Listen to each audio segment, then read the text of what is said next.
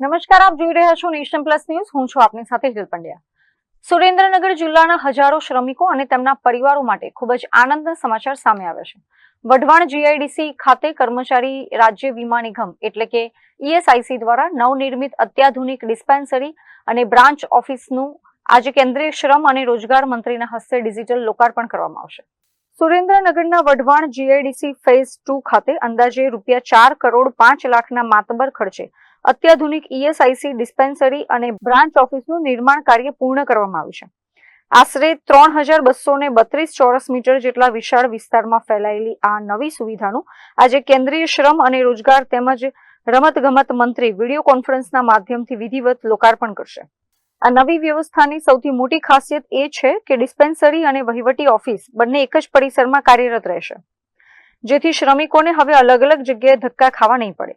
હાલ સુરેન્દ્રનગર જિલ્લામાં આશરે 9,192 વીમાધારક કર્મચારીઓ અને તેમના પરિવારો સહિત 35,000થી વધુ લાભાર્થીઓ આ યોજના સાથે જોડાયેલા છે.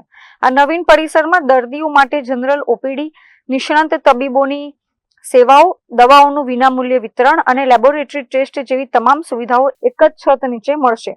સાથે જ વહીવટી બ્રાન્ચના રજીસ્ટ્રેશન, ક્લેમ પ્રોસેસ, માતૃત્વ લાભ અને માંદગી ભથ્થા સહિતની તમામ વહીવટી સેવાઓ પણ ઝડપથી પૂરી પાડવામાં આવશે. કેન્દ્ર સરકારના આ મહત્વપૂર્ણ પ્રોજેક્ટથી સુરેન્દ્રનગર પંથકના હજારો શ્રમિકોના સ્વાસ્થ્ય અને સામાજિક સુરક્ષા કવચને વધુ મજબૂતાઈ મળશે.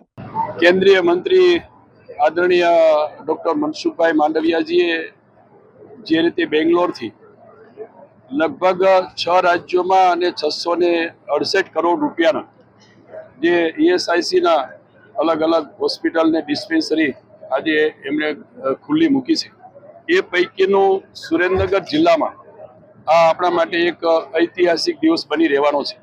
કારણ કે જે તે નરેન્દ્રભાઈએ આરોગ્ય અને ખાસ કરીને કર્મચારીઓને ધ્યાનમાં રાખીને એની ચિંતા કરી છે, એને ધ્યાનમાં રાખીને આદરણીય મનસુખભાઈએ પણ આપણને સૌરાષ્ટ્રમાં આ સુરેન્દ્રનગર જિલ્લાને એક સુવિધા ઉપલબ્ધ થાય એ માટેનો પ્રયાસ કર્યો છે.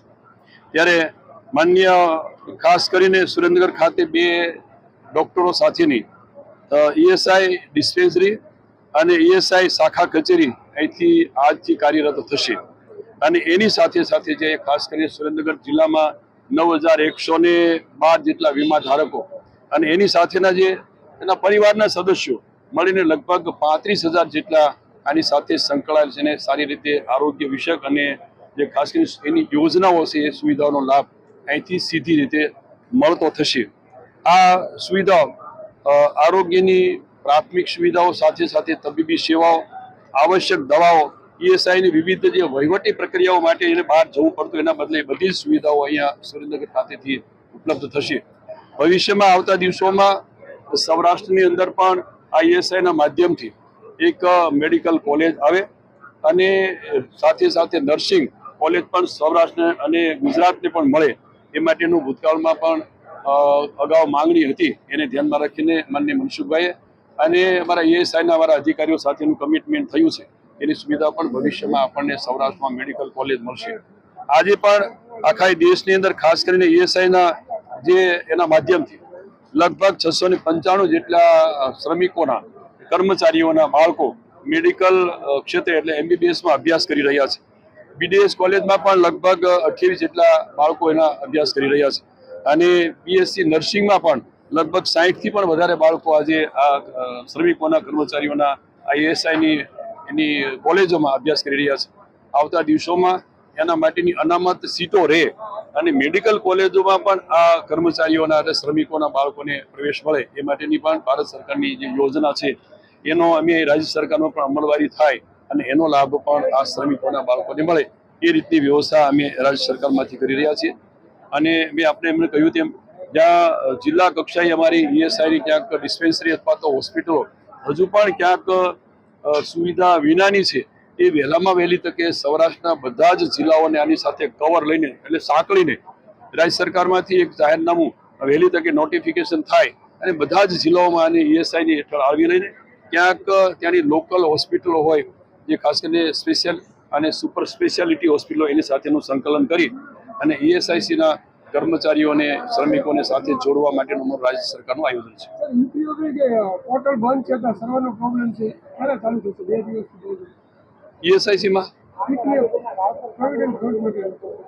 હા એ સબ્જેક્ટ જુદો છે, પણ આજે તમે ધ્યાન ઉપર મૂક્યું, ચોક્કસ આવતીકાલે અમે રાજ્ય સરકારના ધ્યાન ઉપર મૂકીને વહેલું થાય એવું કરાવી દઈશું. સર કોઈ ક્રિટિકલ કેસ આવે, ઇમરજન્સી કેસ આવે તો એના માટે કેવી રીતની વ્યવસ્થા કરવામાં આવી?